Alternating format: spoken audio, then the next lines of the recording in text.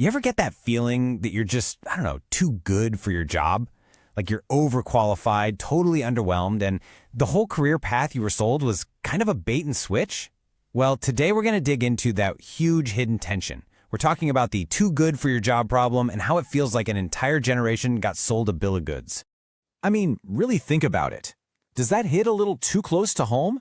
You did everything you were supposed to, right? You followed the rules, you got the degree, and then, where's the reward? That promised career? It just isn't there. That's the feeling, that disconnect, and that's exactly what we're going to unpack. All right, so how on earth did we get here? It all started with a story, a really, really powerful one. You could even call it a cultural script that a whole generation was taught to follow, no questions asked. You know the deal. This was supposed to be the golden ticket. Go to college, get that piece of paper, and boom, you're set for life. A stable, fulfilling, high-status career was basically guaranteed. It was sold to us as this foolproof formula for success. But here's the catch. What happens when they keep selling those golden tickets but forget to build more seats in the theater? That's the fundamental problem right there. You've got this massive imbalance, and suddenly your career path looks a lot less like a clear road and a lot more like a brutal game of musical chairs. And you know how that game ends. Somebody always gets left without a seat. So this whole imbalance thing, it brings us to the core idea of what we're talking about today. It's a concept that finally puts a name to all that frustration so many people are feeling. Okay, the term for it is elite overproduction. And let's be super clear here. This is not about people being too educated or too smart. No way. It's about a massive structural failure. It's when a society just keeps churning out tons of highly educated, highly qualified people, but completely fails to create enough of those top-tier, meaningful jobs for them to actually do. And what you're seeing here, I mean, this visual really lays it all out, doesn't it? On one side, you've got this absolute flood of college graduates pouring out of universities every year. And on the other, this tiny, tiny sliver of new elite jobs. That huge gap you see, that's not just numbers on a chart. That is literally a generation's worth of broken promises right there in black and white. Okay, so what happens next? What's the real-world result of having this huge oversupply of super qualified people? Well, it starts to create some pretty weird and honestly pretty demoralizing effects inside the workplace. You've probably seen this one. It's called title inflation. All of a sudden, everyone's a growth hacker or a chief happiness officer. The titles sound incredibly impressive, right?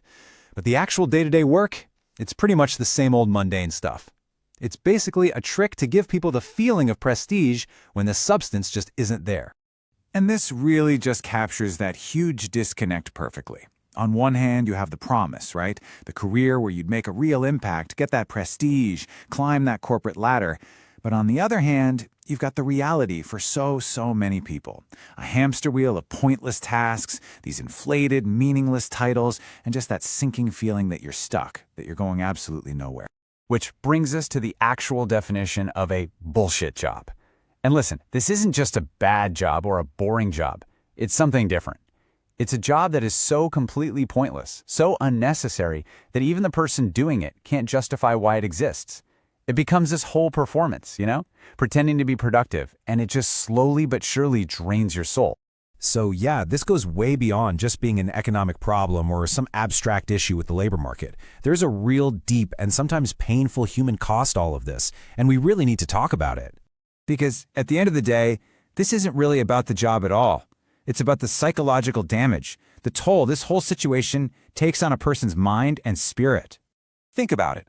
When the thing you spend 8 hours a day doing feels utterly meaningless, it just carves out this void inside you.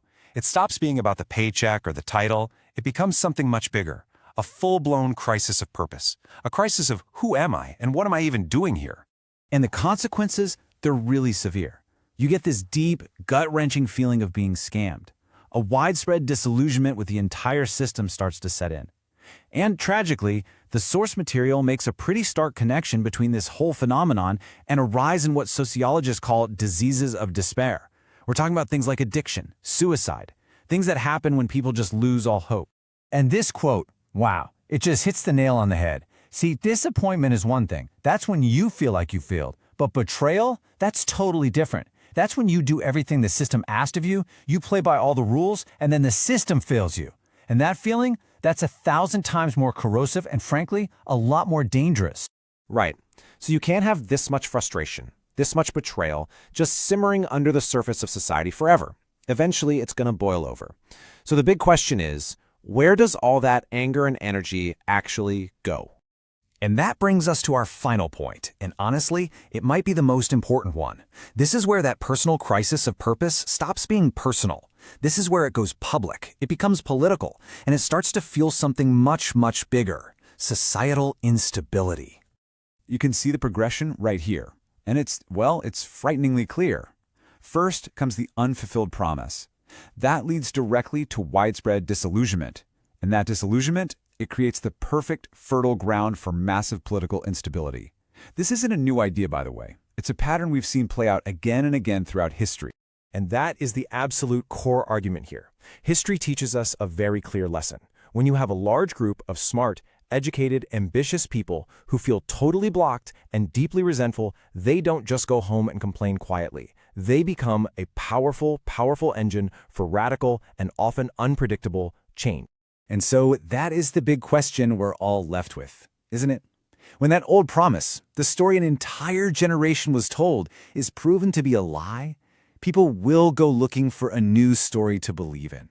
The crucial and deeply unsettling question for all of us is, what new promise will they grab onto next?